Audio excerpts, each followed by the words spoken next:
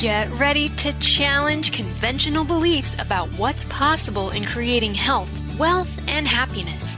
You are listening to Playing on the Edge Radio with Megan Edge. This hit show is providing you with ways of sustaining radical and powerful changes in your life. It is time to open and expand your awareness, accelerate your well-being as Megan shares wisdom, teachings, and experience from a lifelong journey of the heart.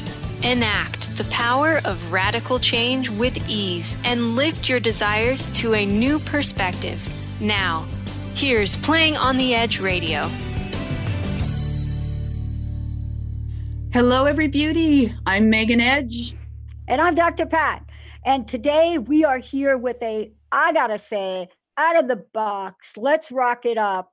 Fabulous, fabulous show. For those of you that don't know much about Megan, or you're just tuning in, we have so many new people. I want to welcome everybody, but I also want to welcome all y'all that have been with me for 15 birthdays. Whoa. Like what? Yeah. So today's show is, as we look at this and we look at what, Megan, you have said yes to in your life, I'm really struck by several things, whether it's what you're doing on the radio show, what you're creating, your classes, the people you work with, whether it is about writing articles, writing blogs. There's one thing that doesn't change. It's about your commitment to being service of other women, other people, but of others. And that's what today's show is really about. If I get asked one more time, like one more birthday, one more birthday, when am I going to retire? Or when, I'm just like, I say, I'm already like, I'm in a new direction. I don't even know what that means. But today, what we're talking about on this show is on the edge of receiving. Now, on a birthday, It's hard. It's not hard for me anymore, but I got to tell you, it was hard growing up. Let's talk about this idea of happy birthday to you and the tradition of giving, the G word. The G word. Well, I have something to give to you just as we get started. Ready? It's 3 cheers and happy birthday to Dr. Pat. Oh my gosh, my favorite colors too. Aren't these great? I found them in our gift drawer. We have this drawer in our home where we put little things that are for birthdays and celebrations. So there's half burnt candles in there. There's sparklers, which I thought about using and then realized that might not be the smartest idea on the computer. And then I found our little cheerleading tassels and they seemed perfect. So wow. Across the airwaves. I think that this is, thank you so very much. You're welcome. For those. This is a big conversation for a lot of reasons. And you and I have talked about this quite a bit as we prepared for this show. Yeah. And I'm really clear, for me, I wasn't always the best receiver, even of compliments. Yeah.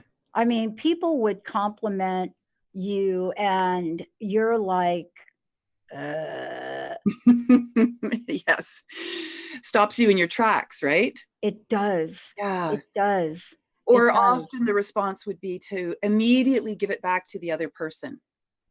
Oh, you too. You look fabulous today. And maybe they do, but that might not have been the thought you were thinking in that moment. And so the return compliment may not be as genuine as if it came directly from you. Or you could have the habit of, what's the right word I'm looking for? Like dismissing their compliment. Someone says, Pat, your new hair looks amazing. I love the cut you've got. The color's phenomenal. And you go, what, this old thing? No, I just rolled out of bed this morning. I didn't do anything with my hair. Yeah. Because it can be very uncomfortable to be acknowledged and to be seen, which is really what's happening when somebody gives you a compliment. They're seeing you in that moment and they're acknowledging that they're seeing you, and they want you to know the impact that you're having on them by sharing that with you. which in itself is a beautiful communication. And yet, so often, so many of us, and as you were alluding to childhood, have been brought up with this idea and this experience that compliments are not safe to receive, that gifts are not safe to receive because there are strings attached or expectations attached to them. Yeah. We're going to talk about this today for a lot of reasons. You know, people have asked me for decades, why was it that I don't want to celebrate my birthday? Now, I'm a lot smarter about why I did that when I was in my 20s and 30s. And I shared that with you. On my 11th birthday, my stepmom and her neighbor, people have heard me say this. I don't come from the richest of families, just saying. And it was tough for us to make things really come together for all of us. And so my 11th birthday, on the 11th, was one of these, wow, why are the police handcuffing my stepmom? In the middle of shopping in a store for me for my birthday. Why are the police here with my mother and her neighbor? Well, because my mom and her neighbor were putting things in a bag that they didn't pay for.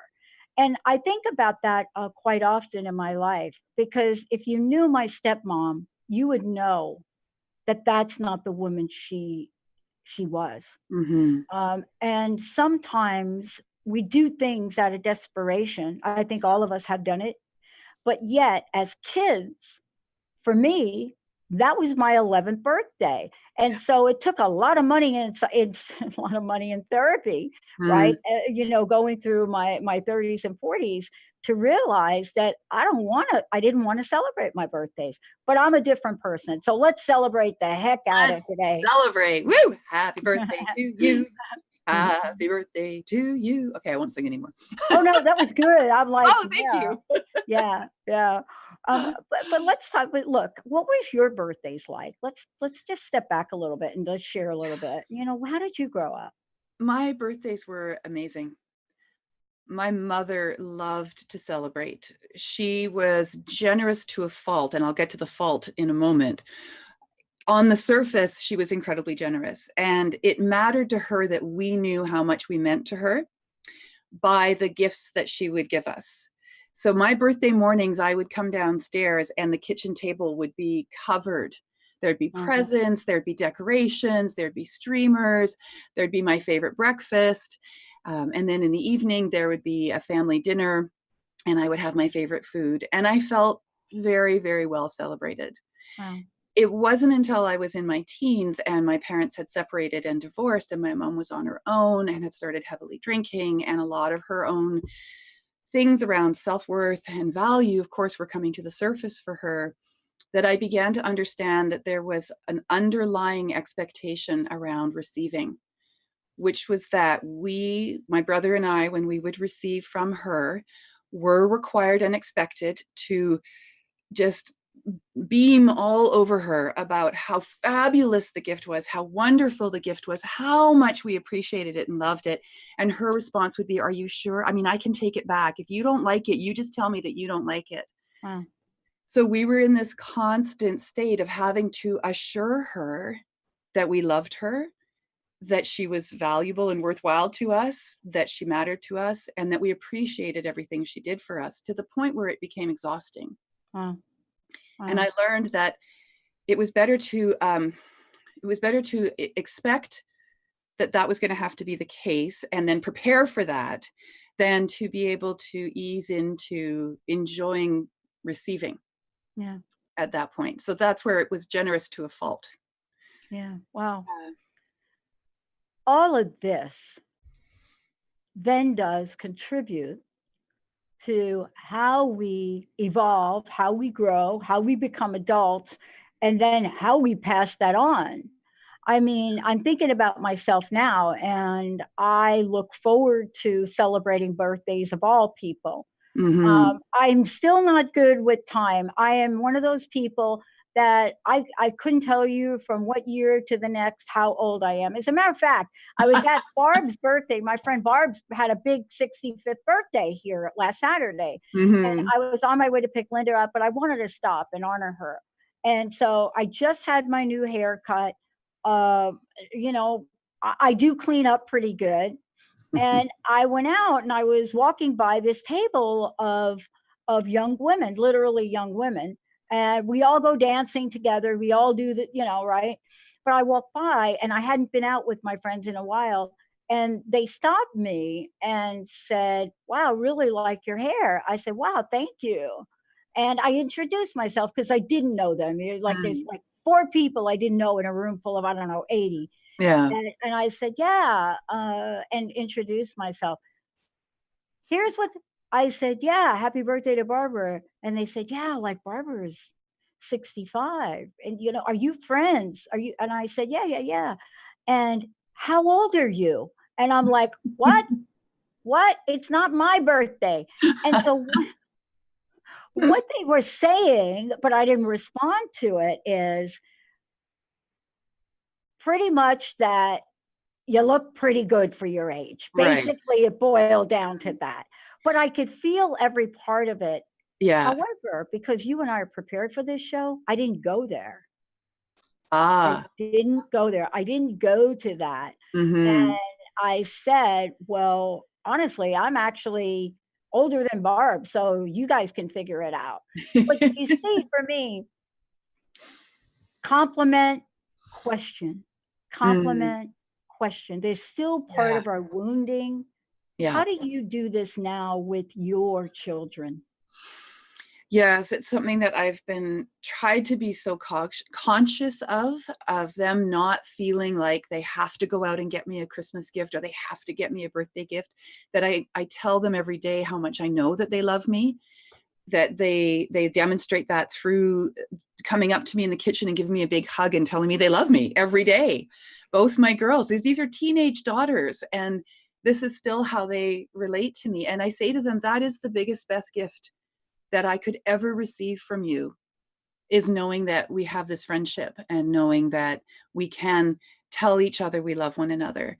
What I have seen with both my daughters, though, is where I say to them, you look beautiful today, and they'll immediately, not every time, but will go into, oh, no, I look awful today, Mom. I've got a zit on my face, or, you know, I didn't sleep well and I've got bags under my eyes. And you just saying that because you're my mom, right? And I have to admit that I have a bit of my own triggering around that. In my previous marriage, I became my husband's ego. I was constantly assuring him that I loved him, that he was lovable, that he was worthy, all of that. And so when I would say to him, I love you, and he'd say, why? I think, what do you mean, why? Why do I have to justify that I love you? Can't you just accept that I love you? Why are you questioning me? So when my daughters go into that same place of self-deprecation and questioning, I have to take a deep breath and remember that's not my husband, that's my daughter. And she's still learning. But what I want for her, for both my daughters especially, is that they grow up as women with a really strong sense of themselves, their own relationship with their body, their own ability to acknowledge when somebody sees them and offers them that reflection, because really that's what a compliment is. It's a reflection of the experience that the other person is having of you, and that they can learn by watching me. Hopefully I model it okay, to be able to simply say, thank you. That really means a lot to me. Thank you.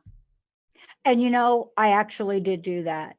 You know, I actually did immediately say, thank you. Right. And then they went on to the next series of compliments that I wasn't so gracious about. We're going to take a short break. When we come back, you know, we're going to be talking about, where does this idea of gift giving come from? Where do we get the notion that thank you is enough when others are handing you the keys to a Mercedes? I don't think I've ever said thank you is enough to that. I don't think I've ever had anyone hand me to a Mercedes. I actually did get a car once for a birthday. When we But honestly, it was like a 57 Ford Fairlane or something. When we come back, we're going to be talking about the history of gift giving, that and lots more from Megan Edge. We've got so much planned. What can we learn about being open to receive? What is the energy of that? Energy of that. Mhm. Stay Radical. tuned. Happy radical energy. Radical. Stay tuned. Happy birthday to me. We'll be right back.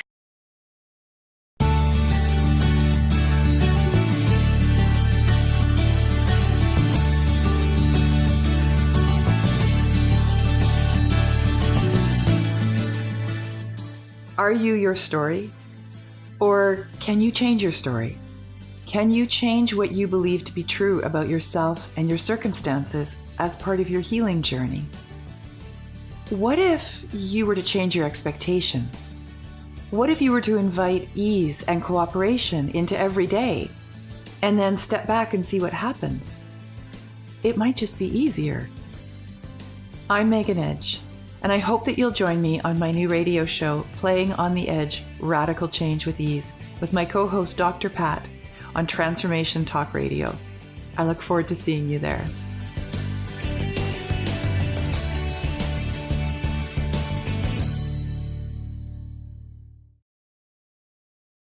Welcome back, everybody. Welcome back. You know, Benny always plays one of my favorite birthday songs. Maybe he'll pull it up. It's Marilyn Monroe's version. My mom used to love this. It's Marilyn Monroe's version of Happy Birthday to the President. Yes, the most famous of all. I think I have it. I think I have a clip of it. Let me see if this is. Happy birthday to you. So breathy. Best way. Ooh, baby. Oh my God. What about surprises? Do you love surprises, Pat? I love surprises. But before we go to surprises, Megan, this is we're talking about, for those of you out there, this is a show that I get to do with Megan. And by the way, we have a whole new surprise and announcement about where Playing on the Edge Radio is going in 2019. But before we go there, we have a giveaway. You have been extremely generous, and I love this because a lot of times people don't know how you work with others. They don't know about your intuitive gifts. They don't know about how you work with people and help understand the direction and the visibility. So tell us how they can find out more about you, but more importantly, what's our giveaway? Okay, let's start with the giveaway.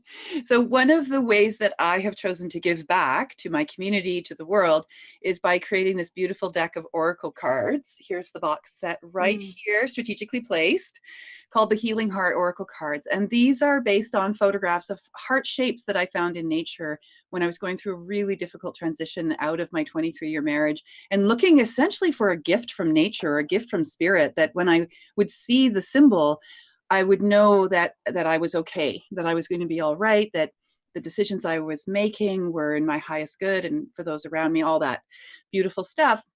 And what I started to see were these hearts. And what an incredible gift, because the journey of me first seeing these hearts, I've got my goosebumps as I say this, to how they now go out in the world globally, around the world. People are finding these hearts. I get emails all the time, pictures sent to me. Look at the heart I found. I found this heart and I thought of you. All because I accepted the gift of this symbol being meaningful to me. So what I wanted to do for today's giveaway is to offer to our callers a 1-card reading from the Healing Hearts Oracle Cards deck. So what I would do after the show is to see the name of the person. I would pick a card out of the deck and I would send them. They'd actually receive the card itself, oops, right side up, with a little interpretation from me of the meaning of this card for them. And it would get sent out in the post. So they would receive a beautiful surprise gift in the mail sometime over the next few weeks. Wow. Yeah. Wow. 1-800-930-2819. 1-800-930-2819. We're going to go ahead with the first caller. But I would like to ask Benny that, you know, when you go to the phones and get this, and I'm going to certainly watch on social media and Facebook as well for people. Just tell Benny, or if you're listening right now and you're watching on Facebook Live, what is the one thing you're grateful about today? You know, this place of giving and receiving. You know, Linda's here with me now. And for me, having my best friend with me today, it is the greatest feeling, right, that I could possibly think about. Yeah. And, you know, that is something that I've had to learn to accept. And so part of today and what you're doing is we're talking about receiving, the importance of it. But I didn't know you were going to do the card thing. Well, I would like to do the card thing for you. Oh, so okay. And is this okay? Would you be willing to receive? Yeah, right now. Yeah, do it. Birthday card. So we're going to be looking at the energy that your heart is bringing to you for the next 12 months. And so what I'm doing is shuffling the cards in my hand as I'm talking to you, and I'm allowing the first card that comes into my heart, into my hands, to be my heart card for you. This is called Ancient Heart. Wow. Isn't that beautiful? It is. What does that mean? Love is the primordial universal energy that echoes time. If you are holding onto past life love patterns, release them now and fully embrace the loves of this time and place. Oh, So that's right on for me on that, boy. And what I would say to that is take this year to do as much release work as you can, as you need to really clear your heart of any residue, any pain, any discomfort, any wounding that you might still be carrying around with you, so that you can absolutely fully embrace the loves that are waiting to show up for you. Those are loves you already have, but you could go deeper with knowing them, and new loves that are coming into your life as well. What a special gift, Megan. You're welcome. That is so very special. Thank you so much for that. You're welcome. And you know, it does really, when I think about this idea of gift giving, we wake up some days as if things have always been in existence, but gift giving has a history. Let's talk a little bit about that if we could. I love talking about the history of gift giving, because what I've been noticing, especially over the last 10 years or so, is that there's an enormous amount of cynicism, especially at this time of the year, around the expectation that over the holidays, especially if you're celebrating Christmas, that you are going to be receiving gifts. And when this discomfort or disgruntledness first started to show itself, mostly in my immediate family, actually, but also people around me, I felt quite sad about that, because I love giving gifts. And for me, you know, I could give you a compliment and you could disregard the compliment, and I'd be okay with that. But if I gave you a gift, a really heartfelt gift, and you rejected that gift, that would be hurtful. I would find that hurtful, because the expression of the gift, it's not how much it cost, it's not the materialism of it, it's the gesture, which is this incredibly ancient, as far back as probably before we even came down from the trees, as a form of communication to express something that sometimes we don't have words to be able to express. Yeah. If we look to nature, we see that lots of other animals do this. Birds do this all the time. The male bird builds this beautiful nest or creates this beautiful landscape. There's one bird, I wish I could think of its name right now, but hopefully somebody can find it for us, who he creates this whole boudoir, and he finds these pretty things that he picks up and brings back, like a spoon or a sparkle or something like that, in order to make his space the most attractive for his mate. Mammals do this all the time too, and our primate cousins do this all the time. So there's this very, very long history of gift as an expression of gratitude or of acknowledgement. Gift giving also has a history, though, of manipulation. I was trying to find the word, not tithing. Tithing is when we give back a percentage, but it's more, tribute. Tribute, right? So you have to give the gift to the king or the queen if you are the conquered nation. So there's that level of gift giving. There's the level of gift giving around expectation, especially between men and women, or those who are in control and those who aren't in control. The power over, like in power, those that are in power. That's right. Yeah. At many levels. Yeah. At many levels. Yeah. The generosity of the gift, but with the expectation that you will pay them back in some way, which really isn't a gift after all. But that's one of the yeah. in which we see it. And even when we look to the Christian tradition of the baby Jesus receiving gifts from the wise men, which I'm pretty sure Mary would have preferred something a little more practical Right. than silver and gold, but nonetheless, that has become part of the tradition in giving gifts at Christmas time, the honoring of that relationship between the three wise men and Jesus. And however that story lands for you, the point for today's conversation is that tradition of giving gifts.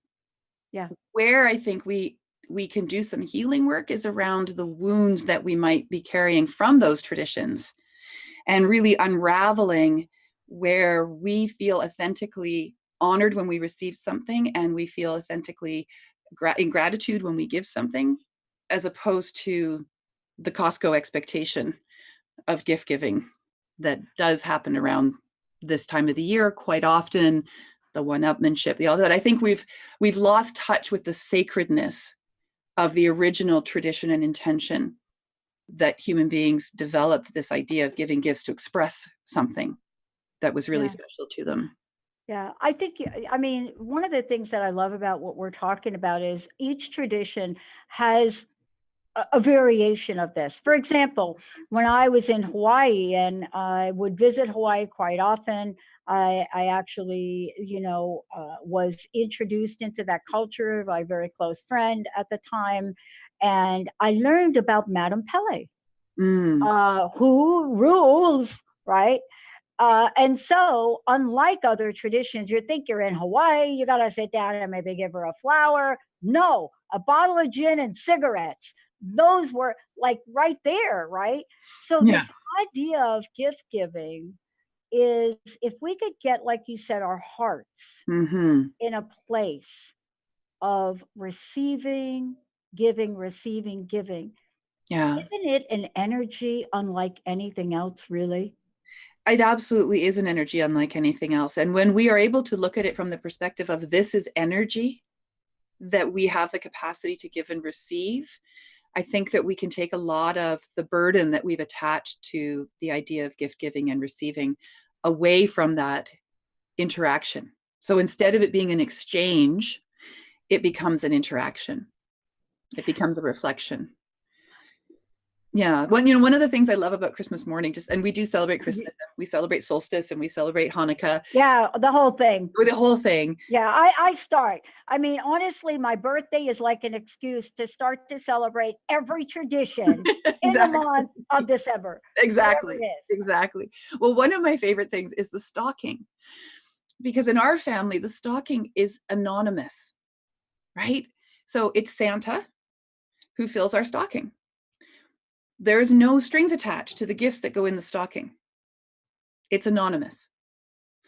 And so that for me has always been the lighter, more fun part of that Christmas morning, is because I get to receive, and I don't have to worry about who gave me that, and am I being appropriately thankful for the gift, or do I have to go into my relationship with my mom and assure the person that it's okay, I love it, I love it, I love it. I just get to be gleeful and enjoy these wonderful little trinkets and beads and have fun with it. Oh, That's man. one of my favorite parts of that anonymous giving. Oh my gosh, you just brought up a hot button I got to ask you about. Oh, okay. It's a hot button. And I know we're going to talk about it when we come back from break, but I got to talk about it now. Okay. Have you ever been in a situation where you get okay, this is like me in my past. You ever been in a situation where you get somebody a gift, and you're doing the gift exchange, and you give them the gift, and you've got this gift, and it's I don't know what it is. It's a book. Let's say you spent 3 months trying to find the perfect book, and you give them a book. Yeah. And then you turn around and they give you a gift, and it's like this diamond studded bracelet. And you're thinking, wait a minute.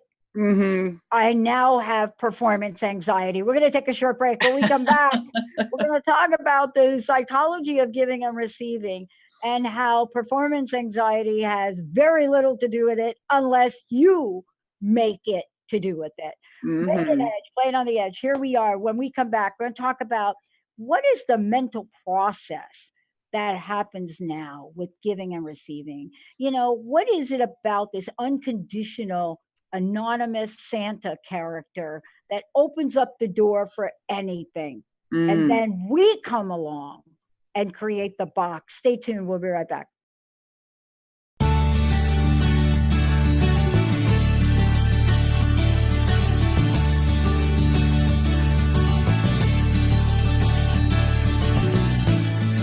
Have you ever wondered how you might feel differently if the books were full of her instead of him?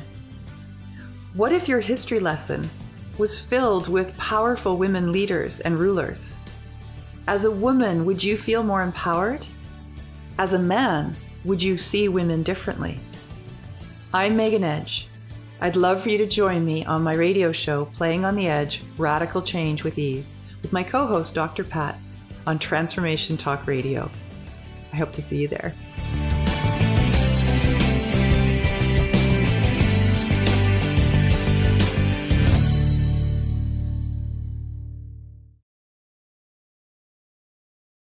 Oh, you just did not say that, Benny. I got it. I got it out of there. Yeah, but I could hear that coming out of my mouth a few I days was radical. That's like me. 50 Cent making birthday a whole new day for us here. Megan, before we go ahead, I want to talk about a couple things. One, I want to talk about the intuitive energy massage practitioner certification. I want to talk about that because that is something out of the box. So we're talking a little bit out of the box. That's out of the box in that you've created now a way to connect something that's so powerful. This feeling of massage and touch is so powerful. But there has been a missing piece and you've now integrated. So I want to talk a little bit about that. And I also want to talk about how people can find out more about you, your website, YouTube, all of the above. But let's talk about this intuitive energy part. Okay, yes, absolutely.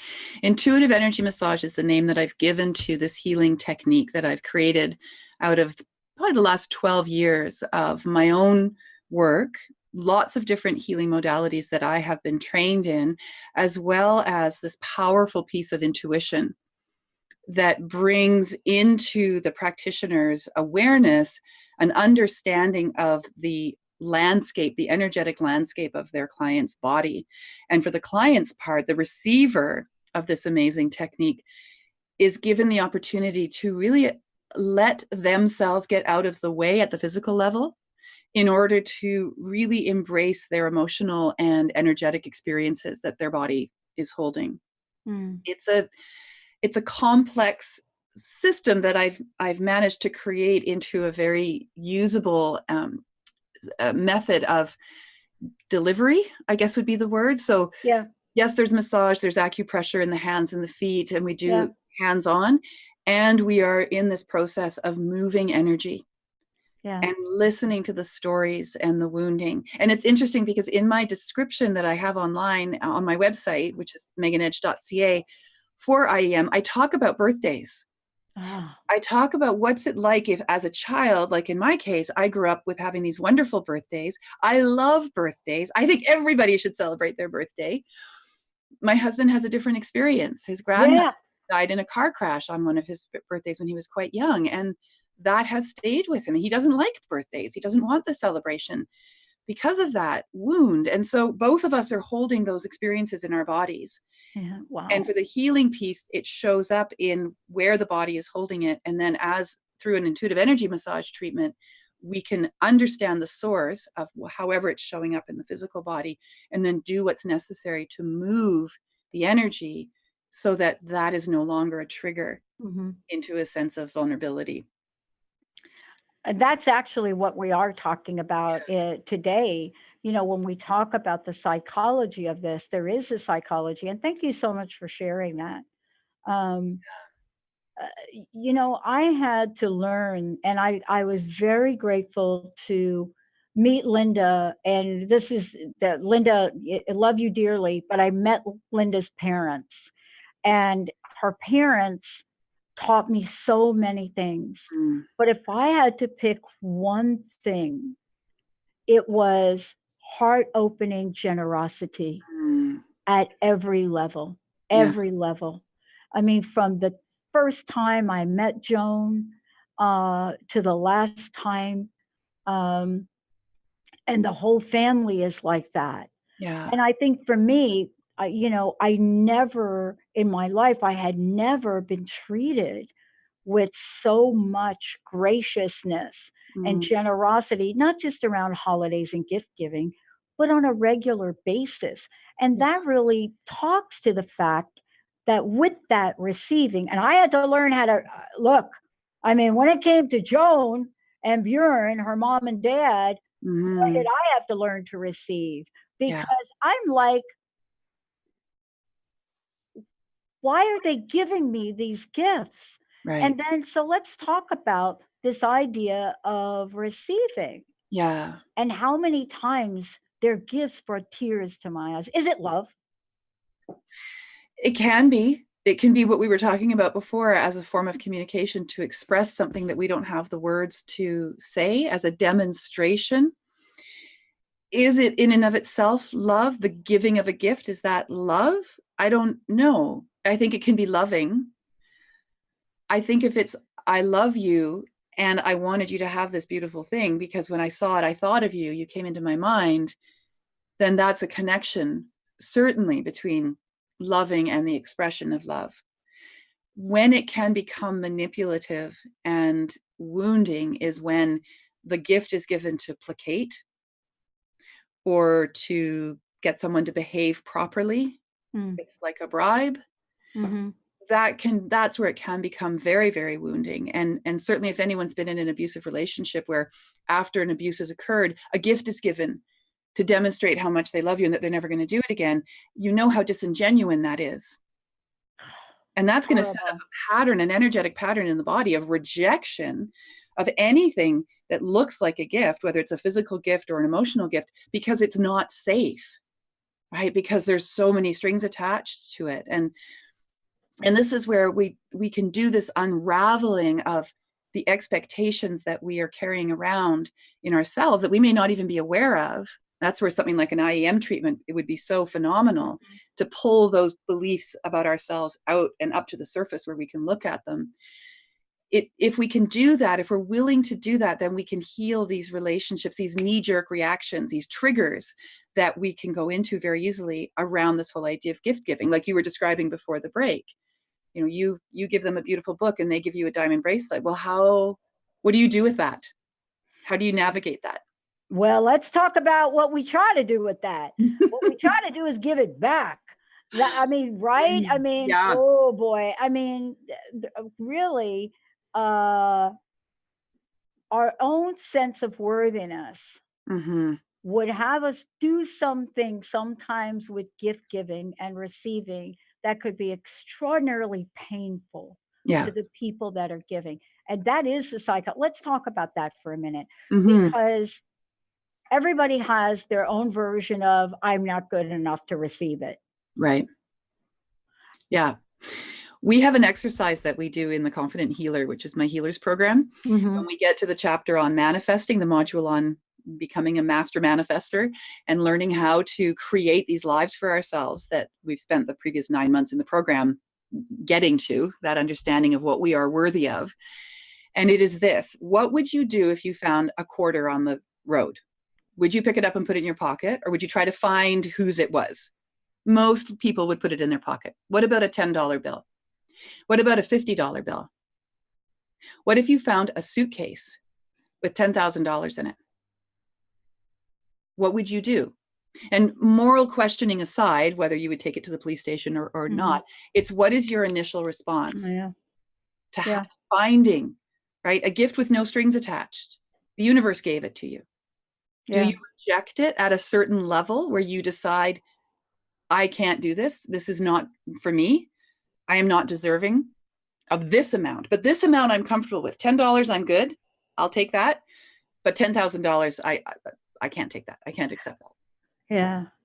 You know, it's interesting because I know that, you know, and I want to talk about this for a minute, and please share as much or as little as you'd like. You know, you are generously giving. You're always giving. You're giving to your students. You're giving to the people you work with.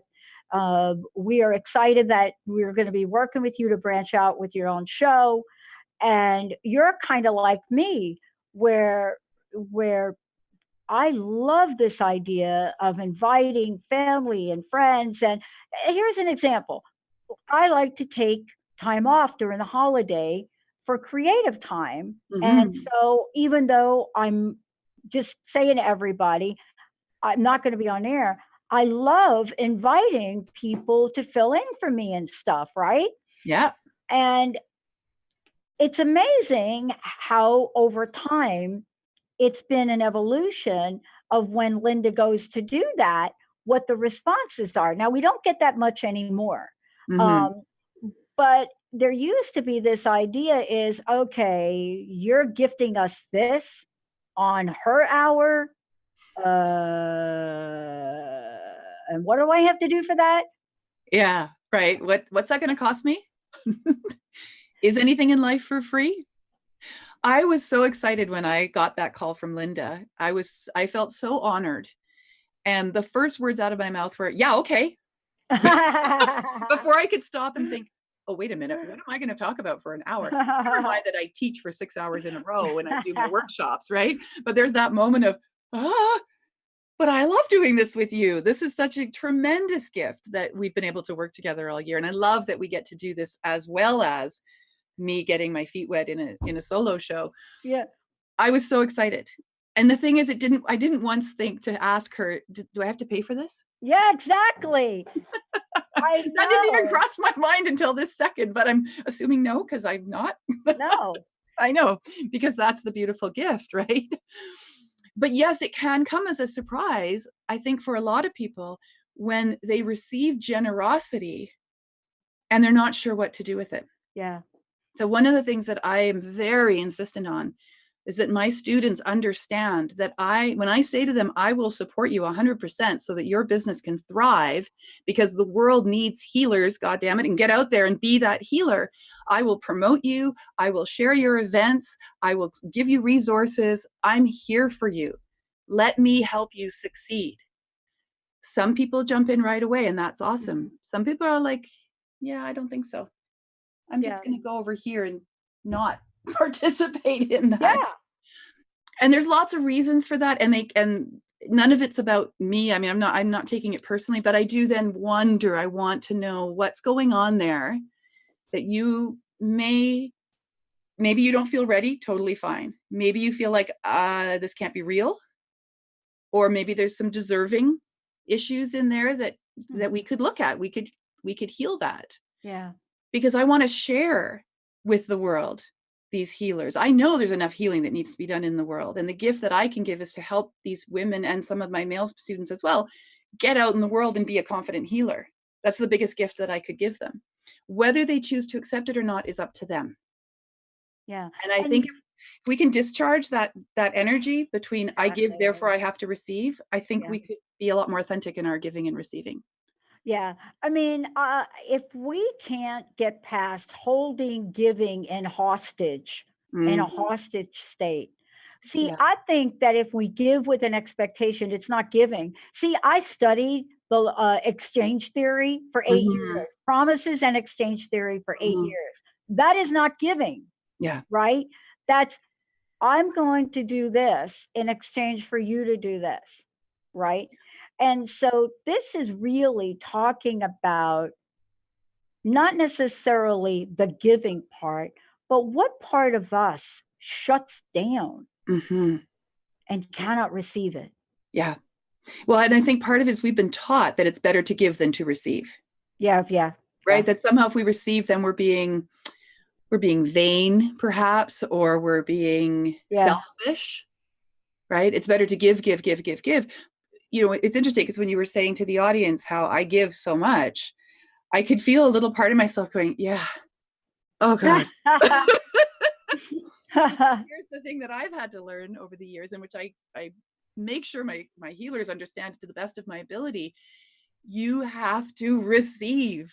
There has to be an energy exchange. And if that's the money that your client pays you for the session that they've had with you, awesome. In addition to that, you receive something, some piece of information, some bit of guidance from the session you've done with them, because they've come to see you to receive, and there's something that's similar between the two of you. So you receive, then you're not going to get exhausted. Yeah. No. But you cannot just give and give and give and give and give, because you will get sick. Mm-hmm. That will be your wake-up call. Some people give till they die. But what a shame that they didn't receive.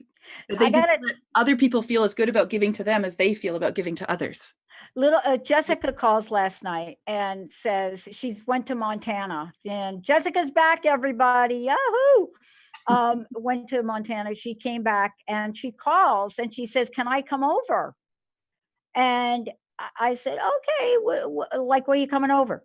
And she said, "Can I come over? I have got a gift." So she comes over, and she had remembered me talking about the fact that it's really difficult to get a really good grass-fed steak here from, right? Yeah. What does she bring me from Montana? I love it. 2 steaks and short ribs. She Awesome. hauled back frozen from Montana. And I mean, people may be thinking, really, Pat, that made your day? The fact that she remembered that, though. Yeah. It's the gesture. That's the language of giving and receiving that we were talking about on the break. Yeah. And for couples or friends or whoever the interaction is between, if you don't know the language of expectation or the language of love or gift giving and receiving the other person has, you may not recognize the gift when it's given to you. And this hour has flown by, but that is what we're talking about today. Talk to us a little bit from your perspective, what this journey of receiving is about for you. And thank you for bringing this topic, and thank you for the birthday. And we have a very special birthday gift that we're going to post on social media after the show. Thanks to who did that special dance for me. Is that we're going to do it, right? We're going to do it. You bet. And a special birthday dance with a boa we're going to post on Facebook. And spoiler alert, it's not me. No, it's not. It's not. And it's not me, folks. No, that's right. So journey. Yeah. My journey. Yes. I came out of a lot of wounding around receiving. I was pretty good at giving. I learned that one really well.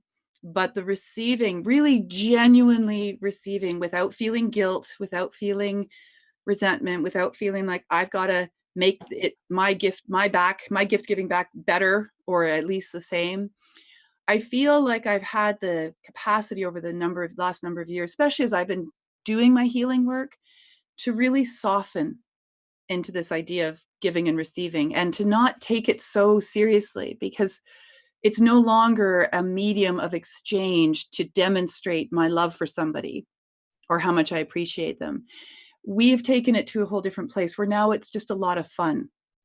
So this Christmas, for example, we're going to the dollar store and we're getting all of our gifts from the dollar store or the secondhand store, and the funnier, goofier, the better. Linda loves the dollar store. Yeah. Oh my gosh, so many fun things that you can not get anywhere else. I know. You got to wonder who built them, but there you go. So, what I would say to everybody at this time of the year is, can you lighten up? Is it possible? I mean, it might not be possible. You might be in a really complicated family that's got a huge tradition around gift giving, and you're just going to have to toe the line in that family environment. But what about between your friends? Maybe you could practice some radical receiving and allow yourself to be able to simply say, thank you. I really appreciate this. And let yourself sit in that energy of being seen and being acknowledged and being accepted for who you are. And in fact, when we start an intuitive energy massage treatment, before we go silent, the last thing I say to my client is, all that is asked of you is to receive this healing. Because that's the biggest gift that they can give to themselves, is to receive. My God, it's beautiful. Yeah. I can tell everybody. So did you say yes to Linda?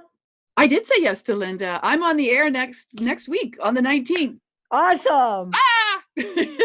Oh, thank you so much for today. Thank you. What's the website? How can people find out about your classes? All of the above. And thank you so much. You are so very welcome. You can find me at meganedge.ca, and all the information about the upcoming IEM Level 1 trainings is on the website. We've got a January, February, and a March training coming up. These are 3-day trainings. You'll love it. And trust me, I give all kinds of fun stuff and all kinds of gifties when you come in for the trainings. Confident Healer doesn't start again until September. We're full on into this year's class of Confident Healer. I do have an online program that I'm going to be launching in January, which is called the 8 Steps to Becoming a Master Manifester. I know, it's going to be so much fun. I can't wait. This is my first time jumping into the online world of giving courses, and I'm so excited to see who shows up, how far the reach can be. We're going to do an 8-week journey into getting rid of, understanding better, and releasing the things that are in your way of receiving, and then helping you to really craft your vision of what you want your life to look like in some way or another. So that's coming up in January, and once we've got all the details figured out, I'll make sure to send it to you so you can send it out. Yeah, next week she'll talk about it. I will talk about it next week, in fact. Yeah. Awesome. Megan Edge, everybody. I'm Dr. Pat. Here's what I want to say to all of you. As I've said before, you are the best audience on the planet. I am so grateful for each and every one of you. Absolutely. Let's make this a special day for each of us. We'll see you next time.